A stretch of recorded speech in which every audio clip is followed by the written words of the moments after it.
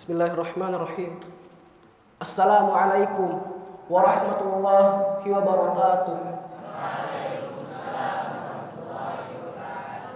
Innal hamdalillah nahmaduhu wa nasta'inuhu wa nastaghfiruh wa na'udzu billahi min syururi anfusina wa min sayyiati a'malina. May yahdihillahu fala mudhillalah wa may yudlilhu fala hadiyalah. Asyhadu an la ilaha illallah wahdahu la syarikalah wa asyhadu anna Muhammadan abduhu wa rasuluh. Qala Allah azza wa jalla, ya ayyuhalladzina amanu taqullaha haqqa tuqatih wa la tamutunna illa wa antum muslimun.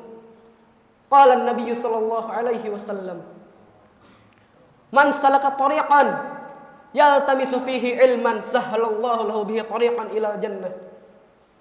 Pertama-tama, marilah kita panjatkan puja yang maha mulia dan puji yang maha tinggi kehadirat Allah Subhanahu wa taala, yang mana Allah Subhanahu wa taala telah memberikan kita begitu banyak nikmat, di antaranya nikmat iman dan nikmat Islam.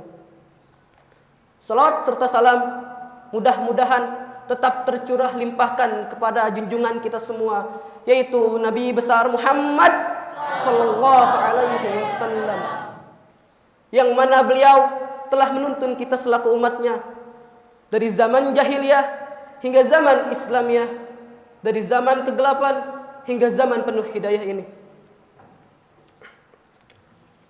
Hadirin yang dirahmati Allah Subhanahu wa taala, akhlak berasal dari bahasa Arab, dari kata khuluq, yang berarti tingkah laku atau tabiat seseorang. Secara istilah, akhlak yaitu sifat yang dimiliki seseorang telah melekat dan biasanya akan tercermin dari perilaku orang tersebut. Kata akhlak telah disebutkan dalam Quran surat Shad ayat 46. A'udzubillahi minasyaitonir rajim. Inna akhlasnahum bihalisatin dzikrad dar. Sesungguhnya kami telah mensucikan mereka dengan menganugerahkan akhlak yang tinggi, yaitu akhlak yaitu selalu mengingatkan manusia kepada negeri akhirat. Macam-macam akhlak. Yang pertama adalah akhlak terpuji atau akhlakul mahmudah. Akhlak terpuji atau akhlakul mahmudah yaitu golongan yang seharusnya dimiliki oleh seorang muslim. Akhlakul mahmudah meliputi sifat jujur, sabar, rendah hati, sopan, dan lain sebagainya.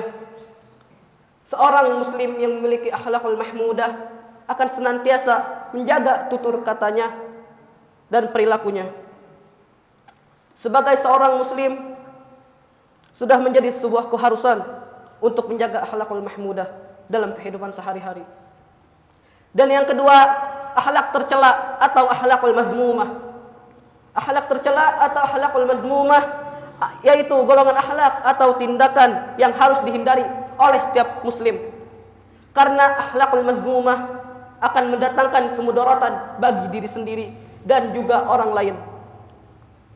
Beberapa contoh akhlakul mazmumah yaitu sifat sombong, iri dengki, tamak, ghibah, dan lain sebagainya. Sebagai seorang muslim, sudah seharusnya kita menjauhi akhlakul mazmumah. Hal ini karena Allah Subhanahu wa taala sangat membenci. Hadirin yang dirahmati Allah Subhanahu wa taala, lebih penting mana antara adab dengan ilmu? Berkata Syekh Abdul Qadir Jailani, aku lebih menghargai orang yang beradab dibanding orang yang berilmu. Jika hanya ilmu, iblis lebih berilmu dibanding manusia. Nabi Muhammad sallallahu alaihi wasallam adalah sosok manusia yang paling sempurna. Terkumpul padanya sifat-sifat mulia. Allah Subhanahu wa taala berfirman, "Wa innaka la'ala khuluqin 'adzim." Dan sesungguhnya engkau benar-benar berbudi pekerti yang agung. Quran surat Al-Qalam ayat 4. Ketika Hisham bin Amr bertanya kepada istri beliau tentang akhlak Nabi Muhammad sallallahu alaihi wasallam, maka Aisyah pun menjawab, "Kana al-khuluqul Qur'an." Akhlak Nabi Muhammad sallallahu alaihi wasallam adalah Al-Qur'an. Hadis riwayat Muslim. Sangat tepat jika Allah Subhanahu wa taala mengutus Nabi Muhammad sallallahu alaihi wasallam untuk menyempurnakan akhlak. Sebagaimana Rasulullah sallallahu alaihi wasallam bersabda, "Innama bu'ithtu la utammima makarimal akhlak."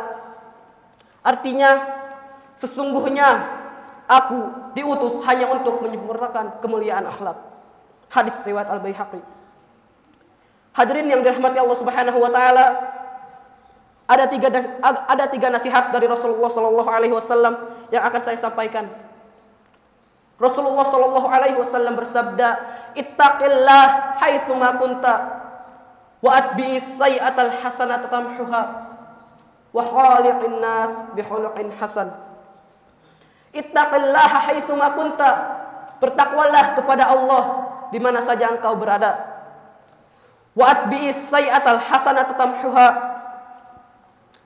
Iringilah perbuatan buruk dengan perbuatan baik, maka kebaikan akan menghapus keburukan.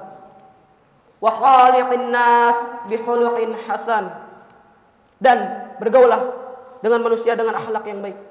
Hadis riwayat Tirmidzi. Hadirin yang dirahmati Allah Subhanahu wa taala, mungkin hanya itu yang bisa dapat saya sampaikan. Semoga yang saya sampaikan dapat bermanfaat bagi diri pribadi dan juga hadirin pada umumnya. Kurang dan lebihnya saya mohon maaf. Wassalamualaikum warahmatullahi wabarakatuh.